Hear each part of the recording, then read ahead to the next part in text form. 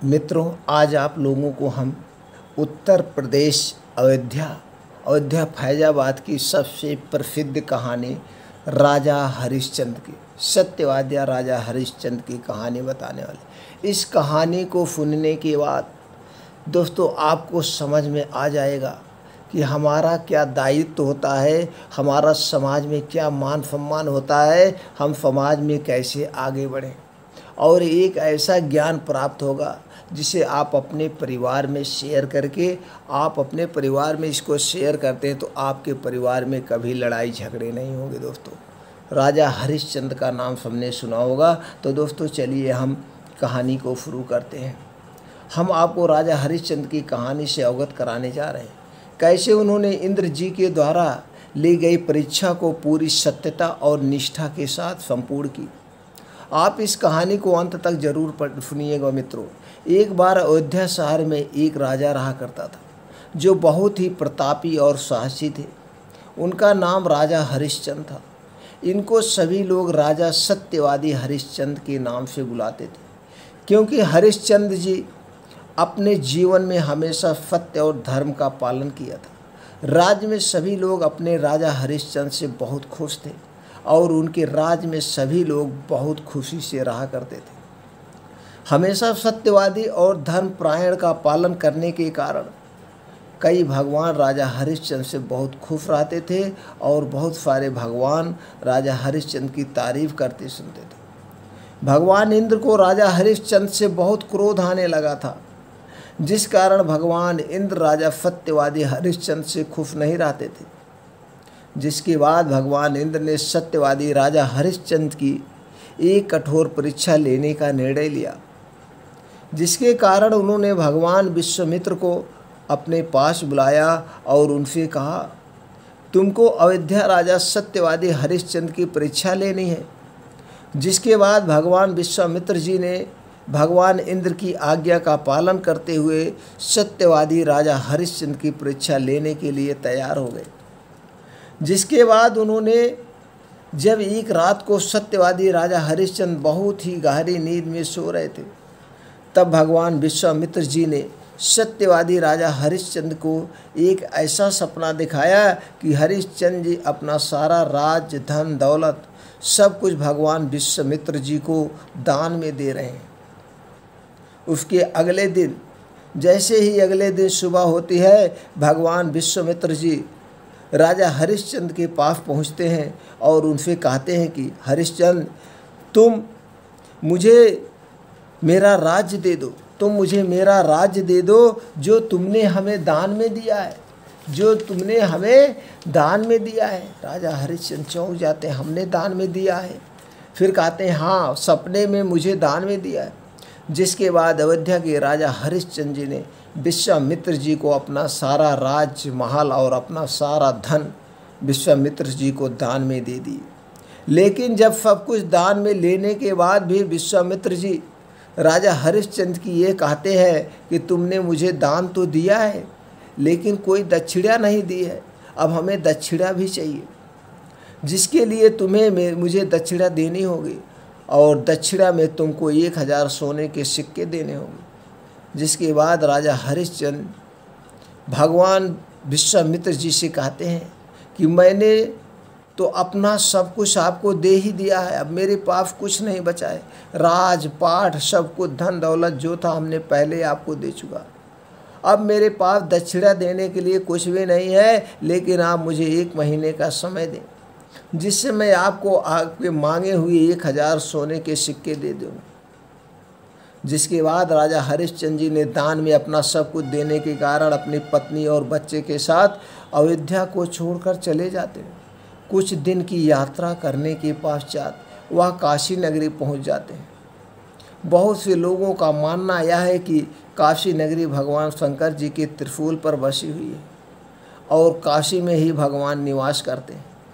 काशी पहुंचकर राजा हरिश्चंद्र जी अपनी पत्नी को एक बहुत ही अच्छे ब्राह्मण व्यक्ति को सौंप देते हैं और अपने बच्चे को भी अपनी पत्नी के साथ उसी ब्राह्मण व्यक्ति को सौंप देते हैं। जिसके बाद राजा हरिश्चंद्र जी वहाँ से चले जाते हैं। कुछ दूर पहुंचकर वह अपने आप को भी एक शमशान कर्मी को भेज देते हैं और वहां पर काम करने लगते हैं। जिसके बाद शमशान कर्मी राजा सत्यवादी हरिश्चंद्र जी को कहता है कि यहाँ पर तभी किसी की चिता को अग्नि दी जाएगी जब तुम उनसे चिता को जलाने के लिए धन ले लोगे। अगर कोई भी व्यक्ति धन नहीं दे रहा है तो तुम उसके साथ लाई हुई चिता को अग्नि नहीं जलाने दोगे और उनको वहाँ से वापस भेज दोगे। जिसके बाद राजा हरिश्चंद्र जी शमशान कर्मी की बात मानकर उसकी आज्ञा का पालन करने लगते हैं और भगवान विश्वामित्र जी को दिए हुए समय के अनुसार उनको दक्षिणा के रूप में 1000 सोने के सिक्के दे देते हैं।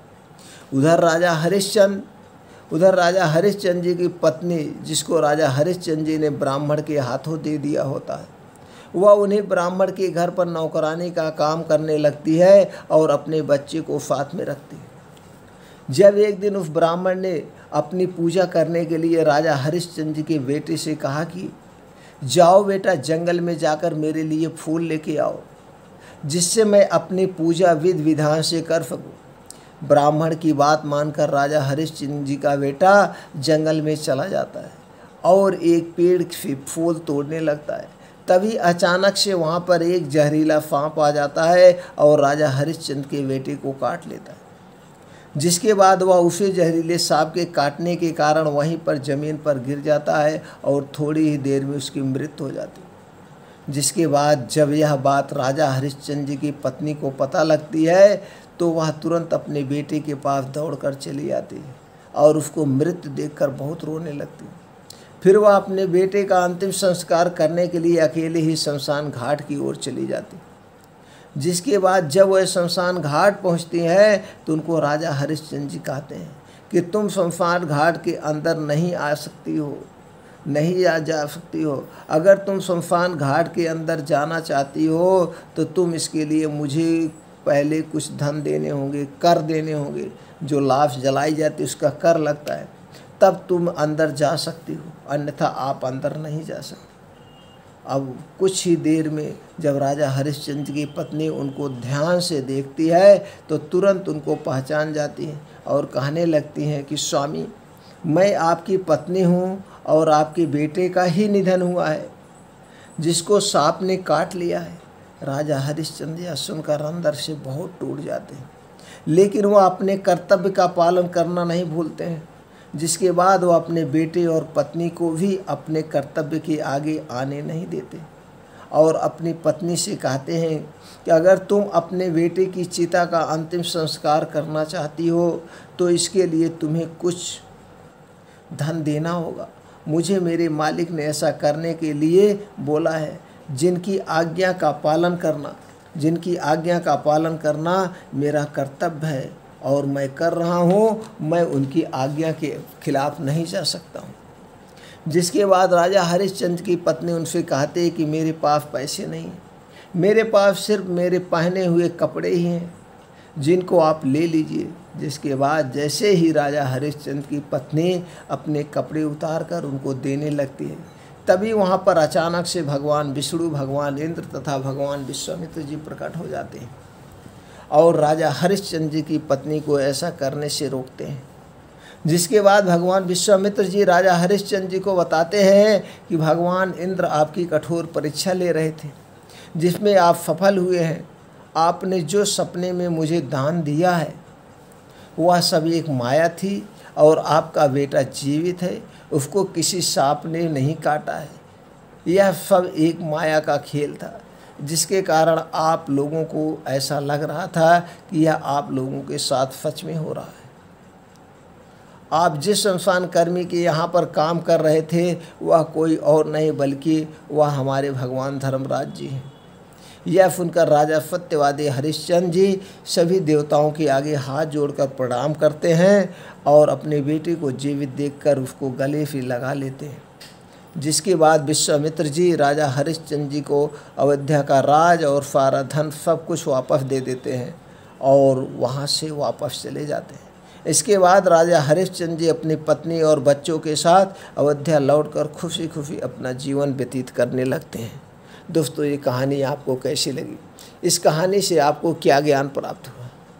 हमें कमेंट सेक्शन में ज़रूर बताएं। अगर ये कहानी आपको अच्छी लगी हो तो ज़्यादा से ज़्यादा लोगों तक ज़रूर शेयर करें, उन्हें भी इसका ज्ञान प्राप्त हो।